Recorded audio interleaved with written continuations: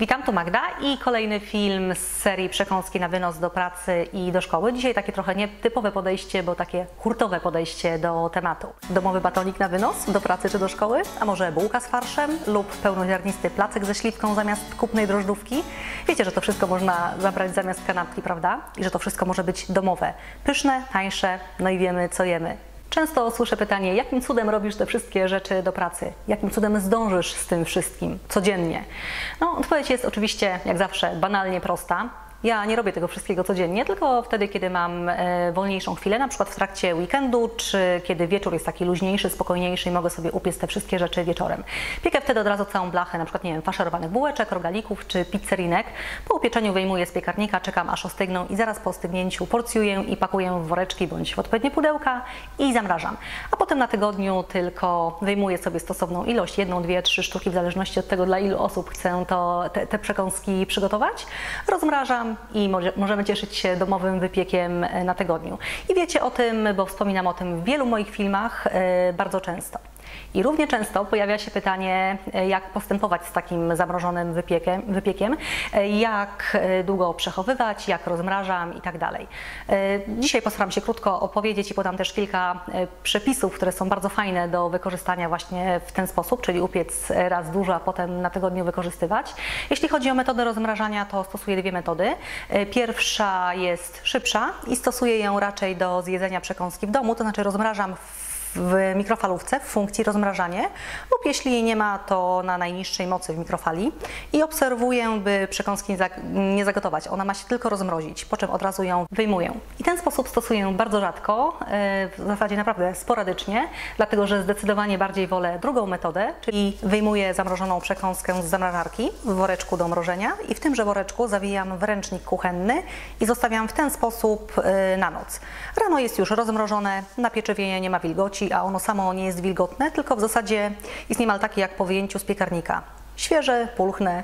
Nie wiem jak to się dzieje, ale to zawinięcie w ręcznik zawsze tak działa, bo jeśli zostawię w samym woreczku bez zawinięcia ten kuchenny ręcznik, to wypiek po wyjęciu jest wilgotny, no i zupełnie nie taki.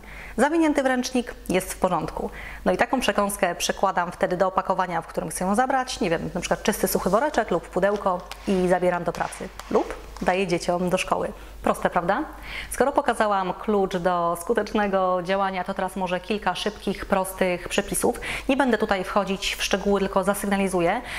Rzeczy, które dzisiaj pokażę, są omawiane w osobnych wideo przepisach. Linki oczywiście podam, więc jeśli jesteście szczególnie zainteresowani którymś z wypieków, którąś z przekąsek, to wystarczy kliknąć i obejrzeć cały poradnik wideo przepisy, żeby zobaczyć krok po kroku, jak taką przekąskę przygotować.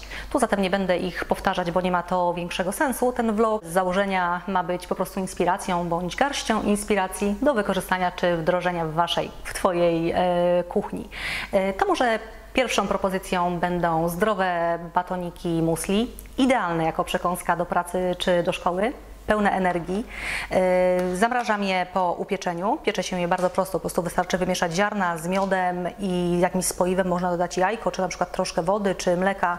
Rozmaite przepisy na takie batoniki wykorzystuję. Kilka z nich podam w informacjach pod przepisem. Myślę, że też wstawię gdzieś tutaj linki z boku, więc wystarczy kliknąć sobie, zobaczycie. A następnie kroję i wkładam do pudełka. No i tak wyglądają po zamrożeniu. Jeśli chcę je rozmrozić, to bardzo prosto, po prostu wyjmuję tyle batoników, ile akurat potrzebuję, powiedzmy, że dzisiaj 2, wkładam do woreczka foliowego, zawijam, następnie zawijam w czysty ręcznik kuchenny, również zawijam i zostawiam na noc, niech to się spokojnie rozmrozi. Rano wygląda tak. Batonik gotowy do zabrania do pracy lub do szkoły. Ja już tego z tego worka nie wyjmuję, po prostu w tym woreczku wkładam do pudełka na przekąski i gotowe. Oczywiście taki batonik może zastąpić nam śniadanie, na przykład z jogurtem czy z maślanką, sprawdzi się także do herbaty. Dla mnie 2 takie batoniki są naprawdę wystarczającym, sycącym i przepysznym śniadaniem. W takim wypadku po prostu wyjmuję z worka, kładę na talerz i od razu jem, bez zabierania na wynos. Drugą propozycją mogą być na przykład placki i ciasta. Na wynos zabieram zawsze jakiś zdrowszy wariant, bo jeśli ma mi to zastąpić kanapkę, to wolę nie pchać w siebie zbędnego cukru i tłuszczu, choć oczywiście można, jeśli tak właśnie chcecie. Te słodkie przekąski są propozycją do kawy i nie są jakieś szalenie duże, bo nie jest to posiłek główny, tylko przekąska właśnie. Ja tutaj pokazuję placek pełnoziarnisty ze śliwkami. Jak go przygotować, pokazuję w osobnym filmie. Banalnie prosty do przygotowania.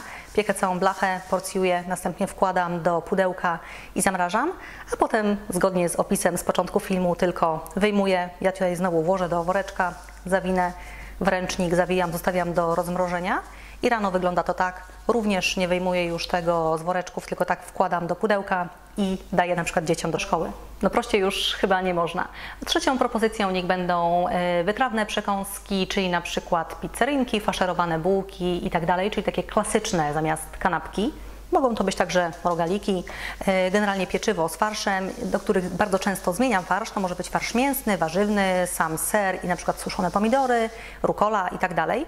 I wtedy szybko się nie nudzą. Mrożę je bardzo podobnie, to jest piekę, stosowny wybieg w odpowiedniej ilości. Pizzerinki, faszerowane bułki, rogale i tak dalej. Wkładam do mrożenia w taki sposób, by łatwo było wyjąć później tylko potrzebną ilość, na przykład do woreczków czy do większego pudełka, a potem tylko pożądaną ilość rozmrażam na bieżące potrzeby. Podobnie można też mrozić rogaliki, słodkie bądź wytrawne, drożdżówki, mafiny czy na przykład faszerowane bułki lub ciasto do kawy, gdzie wieczorem wyciągamy na przykład 1-2 kawałki i nazajutrz możemy uraczyć się świeżym, pysznym ciastem. Dodam tylko, że jeśli mrożę takie ciasta na słodko, to zazwyczaj bez lukru, jeśli to są ciasta do lukru oczywiście, bo polukrować czy posypać cukrem pudrem wolę już po rozmrożeniu. Ciasto jest wtedy takie bardziej jak świeże. W wyjątkowych sytuacjach zamrażam z lukrem, ale wtedy biorę na siebie ryzyko, że lukier wsiąknie lub nie będzie na przykład taki fajny po rozmrożeniu. I takie zamrożone z lukrem zazwyczaj zostawiam do zjedzenia w domu, bo wtedy taki mniej zastygnięty lukier w niczym nie przeszkadza. I tym zdaniem chyba będę już kończyć ten film, bo w zasadzie to, co miałam powiedzieć, już powiedziałam. Mam nadzieję, że film Wam się spodobał. Jeśli tak, to szeroki uśmiech na twarzy, internetowe łapki w górę oczywiście pod filmem, żebym o tym wiedziała. I na koniec, jak zawsze, życzę Wam przemiłego dnia.